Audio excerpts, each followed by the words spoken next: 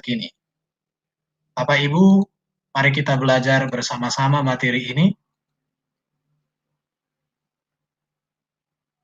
Apa itu arti pelayan?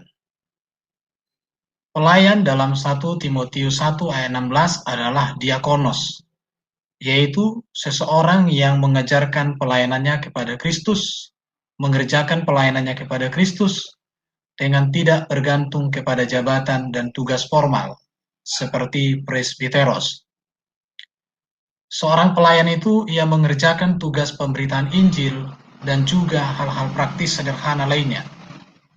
Berarti semua orang Kristen harus hidup sebagai seorang pelayan. Karena kata pelayan itu adalah seorang diakonos, seorang yang mengerjakan pelayanannya kepada Kristus dengan tidak bergantung kepada jabatan dan tugas-tugas formal. Berarti siapakah pelayan? Semua orang yang percaya kepada Yesus adalah orang yang disebut sebagai seorang pelayan. Sedangkan penatua artinya adalah bisa kita lihat dalam Bilangan 11 ayat 16, di mana Musa mengangkat 70 tua-tua untuk membantu dirinya memperhatikan dan melayani bangsa Israel menjadi bangsa yang teratur. Jadi seorang penatua adalah orang yang dipilih, diangkat untuk memimpin atau melayani bangsa Israel sehingga bangsa itu menjadi bangsa yang teratur. Berarti seorang penatua orang yang memiliki hidup yang teratur sehingga dia mampu membawa dampak untuk mengatur orang lain, memimpin orang lain. Penatua dalam bahasa Yunani itu episkopos, yang artinya seseorang yang dihunjuk langsung oleh raja untuk mengawasi perkembangan daerah jajahan baru. Jadi kalau ada jajahan baru, maka diangkatlah oleh seorang raja secara langsung menjadi pengawas di daerah jajahan yang baru. Itulah kata episkopos.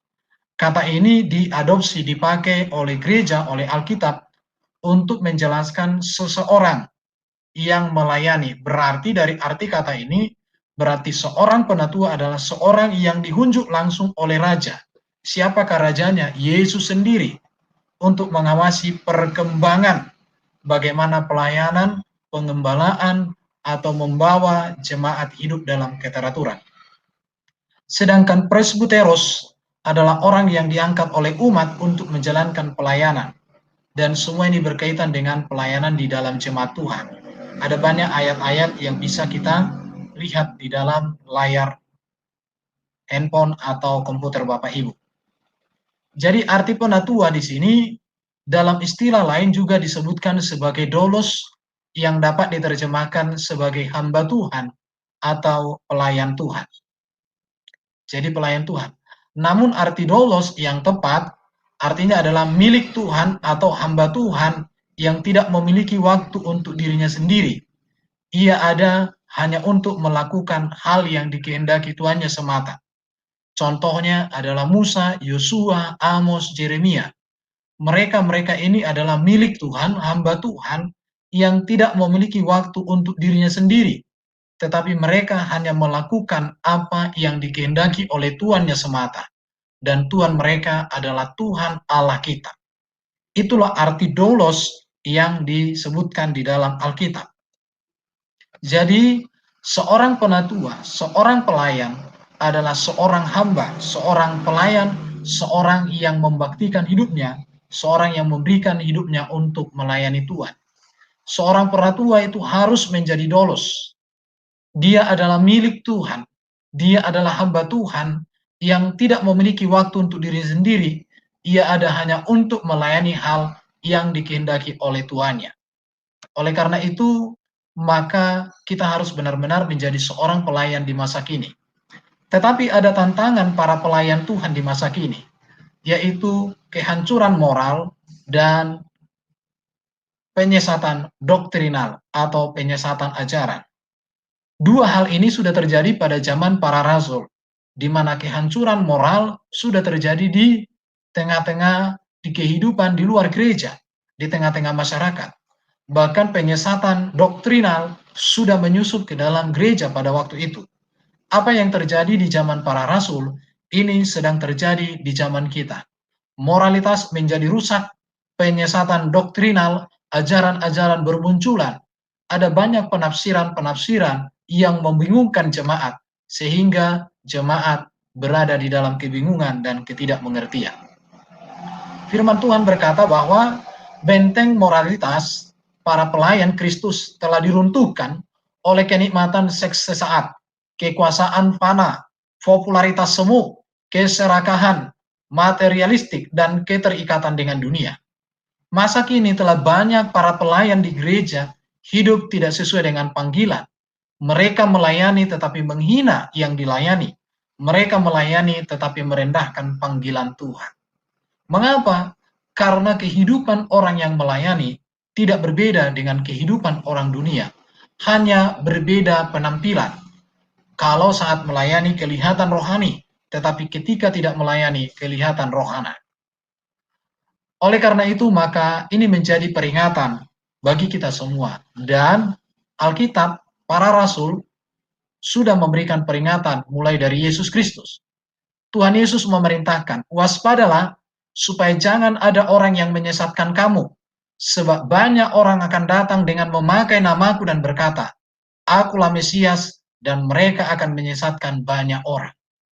Yesus sudah memperingatkan bahwa pengajaran sesat, bahwa moralitas akan datang, dan oleh karena itu maka orang Kristen, para murid-murid Kristus di zaman ini harus waspada, jangan sampai disesatkan. Bahkan mereka penyesat-penyesat itu, mereka memakai nama Tuhan, mereka memakai Alkitab, dan tidak ubahnya seperti iblis yang mengutip ayat-ayat Alkitab untuk mencobai dan menjatuhkan manusia. Dan ini sekarang sedang terjadi di zaman kita. Oleh karena itu Yesus sudah memperingatkan, waspadalah supaya jangan ada orang yang menyesatkan kamu. Berarti di sini orang Kristen harus benar-benar mengerti kebenaran, karena dengan mengerti kebenaran, maka dengan sendirinya mengerti kesalahan, mengerti dosa, mengerti apa yang tidak benar. Karena dikatakan banyak orang, bukan satu dua orang. Bahkan di zaman ini secara lembaga, secara terstruktur, ada banyak penyesatan-penyesatan yang sedang dikerjakan. Oleh karena itu, maka orang Kristen harus mengingat apa yang dipesankan oleh Yesus. Waspada, jangan ada orang yang menyesatkan kita. Sekalipun memakai nama Tuhan, sekalipun memakai Alkitab, atau sekalipun memakai jabatan-jabatan gerejawi. Oleh karena itu, maka setiap orang Kristen bertanggung jawab atas dirinya sendiri untuk mengerti kitab suci, untuk mengenal Tuhan, untuk mengenal kebenaran secara sungguh-sungguh. Peringatan juga disampaikan oleh Rasul Yohanes, di mana dia mengingatkan dengan jelas dikatakan, sebab banyak penyesat telah muncul dan pergi ke seluruh dunia yang tidak mengaku bahwa Yesus Kristus telah datang sebagai manusia. Itu adalah penyesat dan antikristus. Waspadalah supaya kamu jangan kehilangan apa yang telah kami kerjakan itu, tetapi supaya kamu mendapat upahmu sepenuhnya. Rasul Yohanes, murid yang dikasihi oleh Yesus, dia mengatakan, sebab banyak penyesat telah muncul dan pergi ke seluruh dunia yang tidak mengaku bahwa Yesus Kristus telah datang sebagai manusia. Itu adalah penyesat dan antikristus. Di zaman Yohanes pada abad pertama, penyesat-penyesat yang menyelewengkan tentang posisi Kristus sudah terjadi. Dan ini sedang terjadi di masa kini. Ada banyak orang yang gagal mengenal posisi Kristus. Ada banyak orang yang mengenal siapakah Yesus. Ada orang mengatakan Yesus sendirilah Allah itu sendiri. Ada yang mengatakan Yesus firman menjadi manusia. Oleh karena itu maka orang Kristen bertanggung jawab atas dirinya sendiri untuk menemukan sebuah pengajaran yang sesuai dengan Alkitab. Apa yang dikatakan Alkitab, maka itu yang harus diikuti. Alkitab harus lebih tinggi daripada penafsiran manusia. Alkitab harus lebih tinggi daripada penjelasan para teolog-teolog. Artinya, jika penjelasan para teolog itu membuat Alkitab menjadi gagal dimengerti atau membuat ayat Alkitab menjadi bentrok dan bertentangan, maka itu teolog penyesat. Oleh karena itu, maka setiap penjelasan yang membuat Alkitab tidak membenarkan Alkitab, atau ayat Alkitab bertentangan dengan ayat Alkitab, maka saya tegaskan, ini adalah propaganda iblis. Ini adalah para penyesat-penyesat yang muncul di zaman ini. Maka Rasul Yohanes sudah mengingatkan apa yang diingatkan oleh Yesus, ditegaskan kembali oleh Rasul Yohanes. Sebab banyak penyesat telah muncul pergi ke seluruh dunia. Artinya di berbagai penjuru dunia ada penyesat. Dan mereka tidak mengakui tentang Yesus sebagai datang sebagai manusia. Yesus adalah firman yang menjadi manusia. Mereka banyak gagal memahami hal ini, dan inilah yang mereka sebarkan dan mereka propaganda, sehingga terjadi kesesatan-kesesatan. Oleh karena itu, maka Yesus berkata, Yohanes juga berkata, waspadalah, supaya kamu jangan kehilangan apa yang telah kami kerjakan itu. Artinya, apa yang dikerjakan oleh Yohanes murid Yesus ini harus menjadi dasar di dalam keimanan kita, harus menjadi dasar dalam ajaran kita. Peringatan juga disampaikan oleh Rasul Petrus, dan ini juga mengulangi apa yang disampaikan oleh Yesus, apa yang disampaikan juga oleh Yohanes, dikatakan Petrus. Di antara kamu akan ada guru-guru palsu, mereka akan memasukkan pengajaran-pengajaran sesat yang membinasakan. Karena itu waspadalah, supaya kamu jangan terseret ke dalam kesesatan orang-orang yang tak mengenal hukum, dan jangan kehilangan peganganmu yang teguh. Tetapi bertumbuhlah dalam kasih karunia, dalam pengenalan akan Tuhan, dan Juru Selamat kita, Tuhan Yesus Kristus. Jadi ada banyak guru-guru palsu, dan itu sudah timbul, sudah muncul, sudah ada di zaman Rasul Petrus. Kalau sekarang ini ada banyak pengajaran-pengajaran sesat, maka itu adalah perkembangan, pengulangan dari apa yang terjadi. Dan jangan anggap remeh dengan pengajaran sesat, karena ajaran sesat ini sangat jahat, dan ini membinasakan. Maka dikatakan oleh Rasul Petrus, waspadalah. Yesus juga mengatakan, waspadalah. Yohanes murid Yesus juga mengatakan, waspadalah. Artinya, ini sebuah peringatan, ini sebuah pemberitahuan yang harus diperhatikan oleh orang Kristen di masa kini. Oleh karena itu, maka saya tegaskan, segala ajaran para teolog yang membuat Alkitab menjadi bertentangan, membuat Alkitab jadi tidak dimengerti, maka saya katakan itu teolog-teolog iblis, itu teolog-teolog penyesat yang tidak layak untuk diikuti. Siapapun, apapun gelarnya, apapun denominasinya. Selama mereka membuat Alkitab menjadi bertengkar sesama ayat dengan ayat, maka itu adalah kesalahan-kesalahan yang menyesatkan dan yang harus dijauhi. Maka Petrus berkata, waspadalah. Jangan sampai ada pengajaran-pengajaran sesat menyesatkan, sebab dampaknya itu membinasakan. Dan juga Rasul Paulus juga dengan tegas mengatakan, awasilah dirimu sendiri dan awasilah ajaranmu. Bertekunlah dalam semuanya itu, karena dengan berbuat demikian, engkau menyelamatkan dirimu dan semua orang yang mendengarkan engkau. Rasul Paulus juga menegaskan, awasi dirimu, awasi ajaranmu, bertekun dalam semuanya itu. Bertekun di dalam mengawasi diri, bertekun di dalam mengawasi ajaran, bertekun di dalam melayani, bertekun di dalam baca Alkitab. Karena dengan demikian, kita menyelamatkan diri kita, dan kita juga sedang menyelamatkan orang lain. Saya mau mengatakan begini, penyesatan ini jauh lebih berbahaya daripada pembunuhan. Mengapa? Kalau pembunuhan itu hanya membunuh orang yang terbunuh.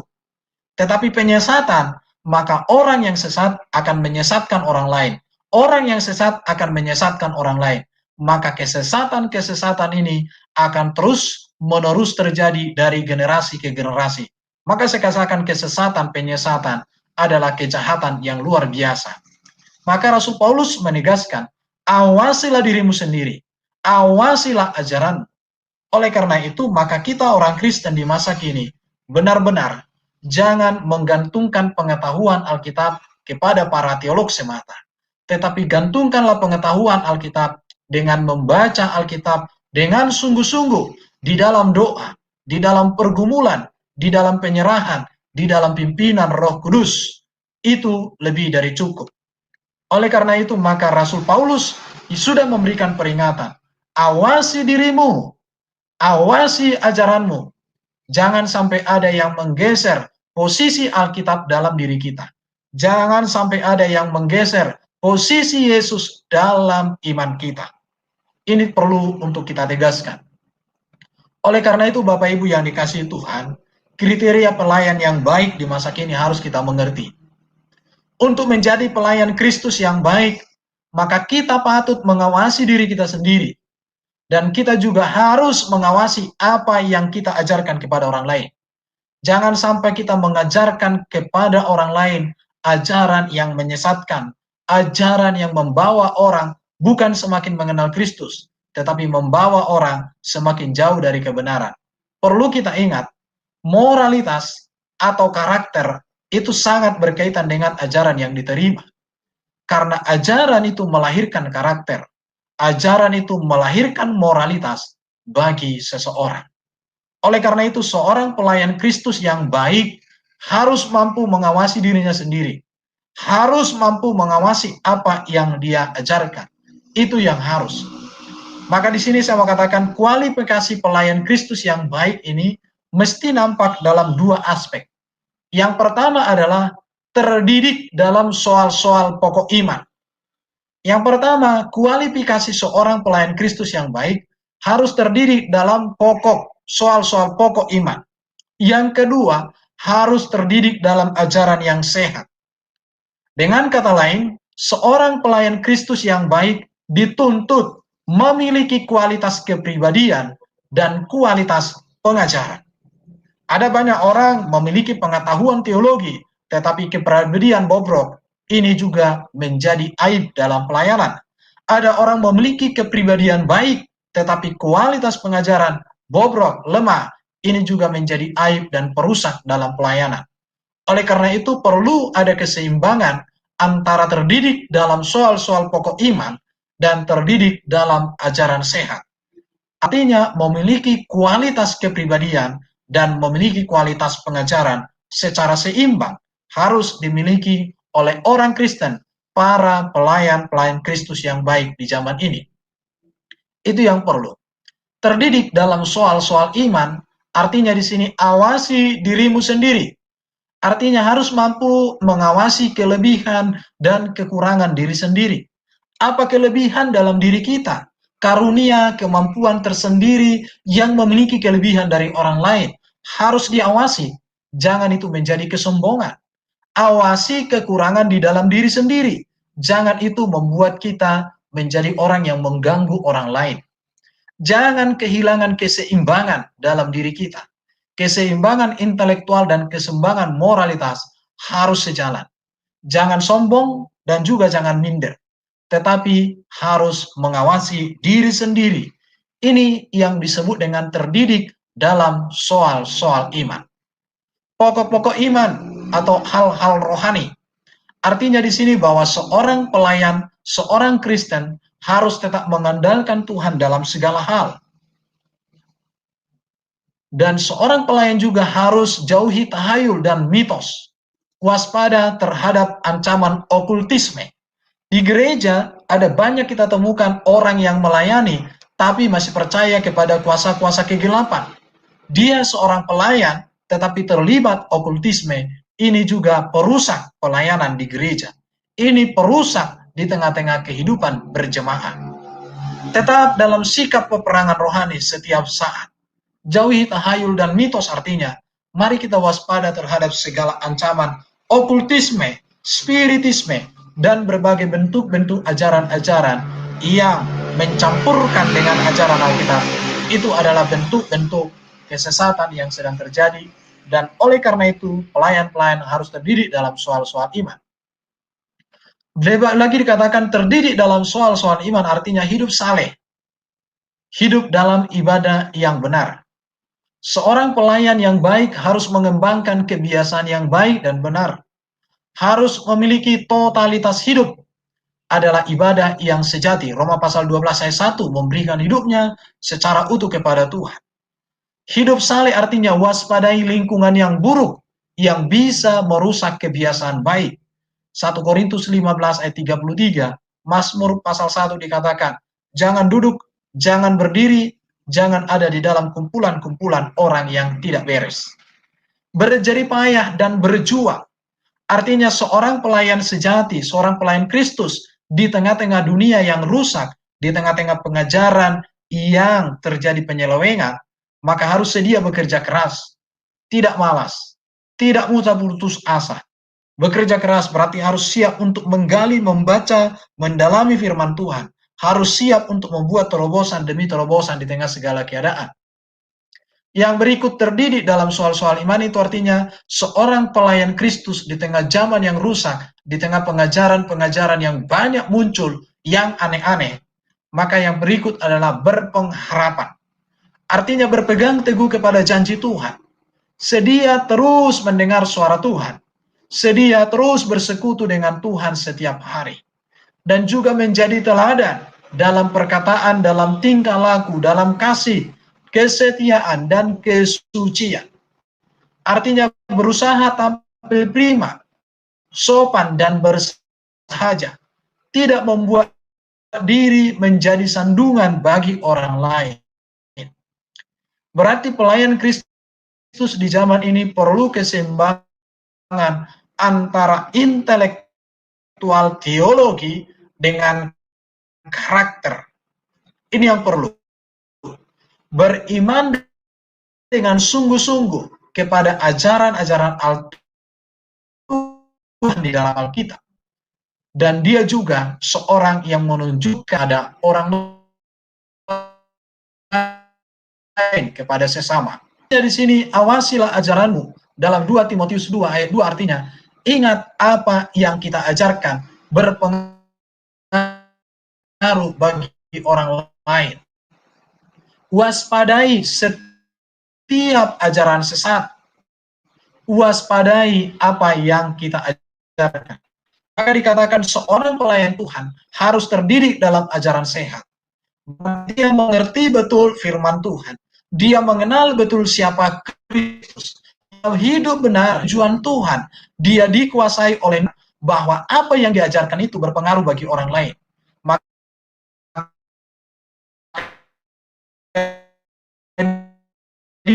dia waspadai setiap ajaran sesat. Dia waspadai apa yang mau diajarkannya kepada orang lain. Oleh karena itu, maka terdidik dalam ajaran berarti pembacaan kitab suci. Membaca Alkitab secara teratur, mengenali ajaran yang benar, dan juga rajin membaca theological books. Orang Kristen di tengah zaman ini, benar-benar kita harus mengawasi. Terlebih kitab suci Alkitab yang sudah diterjemahkan LI. Kalau kita punya teologi yang baik, silakan juga digali mengikuti teks Yunaninya, supaya benar-benar lebih alkitabiah atau biblikal banget. Dan kita harus mengenal ajaran yang benar dengan sendirinya, maka kita bisa mengenal ajaran yang salah, yang palsu. Dan kita harus rajin membaca buku-buku pengetahuan-pengetahuan teologi. Dengan demikian, maka kita menjadi orang yang terdidik di dalam ajaran-ajaran sehat. Puji Tuhan, terdidik di dalam ajaran sehat berarti membangun dan menasihati dan juga mengajar. Artinya berusaha selalu memberkati orang lain dengan pengajaran. Artinya pengajaran-pengajaran murni harus benar-benar keluar dari hidupnya untuk disampaikan kepada orang lain. Sampaikan apa yang Anda pahami dan Anda yakini benar. Baru yang berikut dikatakan mengobarkan karunia. Yakinlah bahwa Anda diberi karunia oleh Tuhan. Pastikan apa karunia yang Tuhan berikan bagi kita. Dan gunakan karunia itu tanpa keraguan. Inilah orang yang terdidik dalam ajaran sehat. Artinya dia membangun orang lain melalui nasihat-nasihat, melalui firman Tuhan yang diajarkan dengan benar. Baru karunia-karunia Tuhan yang ada pada dirinya dikobarkan untuk melayani orang Tuhan. Oleh karena itu maka saya katakan kehidupan seorang pelayan Kristus adalah yang pertama dikatakan terkenal baik dan juga penuh roh dan penuh hikmat. Seorang pelayan Kristus yang baik di tengah moralitas yang rusak, di tengah zaman di mana banyak pengajaran-pengajaran sesat. Kehidupan seorang pelayan Kristus adalah suka berdoa dan berpuasa dan penyerahan diri seutuhnya kepada Tuhan. Sebagaimana para rasul dulu Mereka selalu berdoa, berpuasa, dan selalu mereka menyerahkan diri mereka kepada Tuhan. Dengan demikian maka mereka maksimal melayani Tuhan. Seorang pelayan Tuhan tidak mengejar uang seperti orang sewaan, seperti pencuri atau seorang perampok.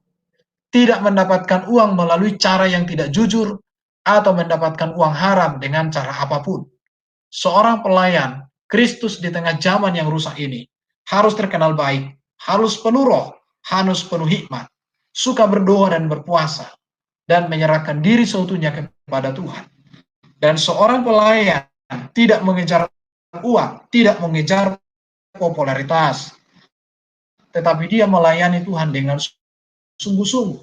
Jika dia mendapatkan berkat dari pekerjaan yang dikerjakan, itulah berkat dia. Tetapi bukan itu tujuannya. Itu adalah sebagai berkat yang dia peroleh dari Tuhan lewat jeripaya yang dikerjakan. Seorang pelayan Tuhan tidak boleh menjadi hamba uang. Karena pelayan Tuhan, para penatua, adalah pelayan yang pengabdian dan pelayanannya adalah kehambaan. Ini perlu untuk disikapi oleh para pelayan Tuhan di tengah zaman yang rusak ini. Orang pelayan Tuhan adalah orang yang tak bercacat, orang yang mempunyai satu istri. Jadi pelayan Tuhan tidak boleh punya istri lebih dari satu, poligami dan lain sebagainya. Anak-anaknya harus hidup beriman, tidak dituduh karena hidup tidak senonoh, atau hidup tidak tertib, tidak angkuh sombong, bukan pemberang atau pemarah, tidak suka bertengkar, bukan peminum, bukan pemabuk, tidak serakah, suka memberi tumpangan, suka akan yang baik, bijak, berpegang kepada perkataan yang benar, memiliki integritas dan karakter yang tidak bisa diragukan. Inilah kehidupan seorang pelayan Kristus di zaman ini. Kalau karakter-karakter seperti ini sudah dimiliki oleh para pelayan, maka majulah pelayanan gereja, maka majulah kekristenan. Tetapi kekristenan ketika tidak memiliki kehidupan sebagai seorang pelayan Kristus, maka mereka bukannya membuat gereja maju, tetapi mereka lah perusak-perusak gereja. Bahkan mereka lah yang disebut penyesat-penyesat yang sedang berada di mimbar. Kalau mereka tidak memiliki karakter, walaupun mereka mengajar dengan baik, mereka adalah penyesat. Seorang pengajar yang baik, seorang pemberita yang baik adalah beritanya sejalan dengan kehidupannya, atau beritanya menjadi kehidupan di dalam dirinya. Inilah pengajar-pengajar yang baik, inilah pengajar-pengajar yang benar, inilah para pelayan-pelayan yang dikehendaki oleh Tuhan. Oleh karena itu, mari sebagai para pelayan Tuhan, sebagai orang Kristen di zaman ini, tujuan utama atau tugas dan tanggung jawab para pelayan, baik mereka pelayan sebagai pendeta, baik pelayan sebagai penatua atau majelis atau diaken, apapun namanya jabatannya, adalah membawa jemaat mencapai kesatuan iman. Ini tujuan dan tujuan utama, tugas dan tanggung jawab para pelayan. Membawa jemaat mencapai kesatuan iman. Memiliki pengetahuan yang benar tentang anak Allah, tentang Yesus, tentang Allah kita, tentang Alkitab. Dan mereka didewasakan penuh, sehingga mereka menjadi dewasa di dalam Kristus. Inilah tujuan pelayanan. Bagaimana orang menjadi kesatuan iman? Mengajarkan Alkitab dengan benar. Bagaimana orang supaya mereka mengenal Yesus dengan benar? Diajarkan Alkitab dengan benar. Bagaimana orang menjadi dewasa? Mereka harus diajarkan Alkitab dengan benar. Dan juga para orang Kristen membuka hatinya dengan rela, dengan taat, dengan sungguh-sungguh mau berbakti, mau mengabdi, mau berserah hanya kepada Tuhan. Oleh karena itu, maka saya katakan, dikatakan di dalam 1 Petrus pasal 5, 2-3, gembalakanlah kawanan domba Allah yang ada padamu, jangan dengan paksa, tetapi dengan sukarela, sesuai dengan kehendak Allah. Dan jangan karena mau mencari keuntungan, tetapi dengan pengabdian diri. Janganlah kamu berbuat seolah-olah kamu mau memerintah atas mereka yang dipercayakan kepadamu, tetapi hendaklah kamu menjadi teladan bagi kawanan domba itu. Seorang pelayan Tuhan harus melayani dengan sukarela sesuai dengan kehendak Allah. Seorang pelayan Tuhan harus melayani dengan pengabdian diri. Seorang pelayan Tuhan harus menjadi teladan bagi orang yang dilayani. Dengan demikian, maka gereja Tuhan akan maju, akan bangkit, akan bersinar, menjadi berkat bagi bangsa-bangsa, sehingga sinarnya itu menuntun orang kepada jalan keselamatan, sehingga terangnya itu membawa orang kepada kemenangan, sehingga garamnya itu membuat orang mengalami damai sukacita. Betapa indahnya hidup bersama dengan Tuhan. Tantangan kita di zaman ini adalah moralitas yang buruk. Tantangan kita di zaman ini adalah pengajaran-pengajaran sesat yang marak. Oleh karena itu, gereja Tuhan harus berdiri di atas firman Tuhan. Oleh karena itu, para pelayan-pelayan Tuhan harus memiliki kepribadian, karakter, moralitas yang baik. Dan oleh karena itu juga para pelayan-pelayan Tuhan harus memiliki pengetahuan Alkitab, pembelajaran Alkitab yang benar, yang sungguh-sungguh, sehingga tidak melahirkan ajaran-ajaran yang membingungkan orang, tetapi melahirkan ajaran-ajaran yang membawa orang mengalami perjumpaan, mengalami kebenaran itu sendiri secara pribadi dalam kehidupan mereka. Puji nama Tuhan.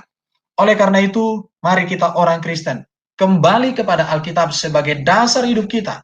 Segala pengajaran yang membuat ayat-ayat Alkitab bertentangan satu dengan yang lain, maka saya katakan itu salah dan itu wajib ditolak.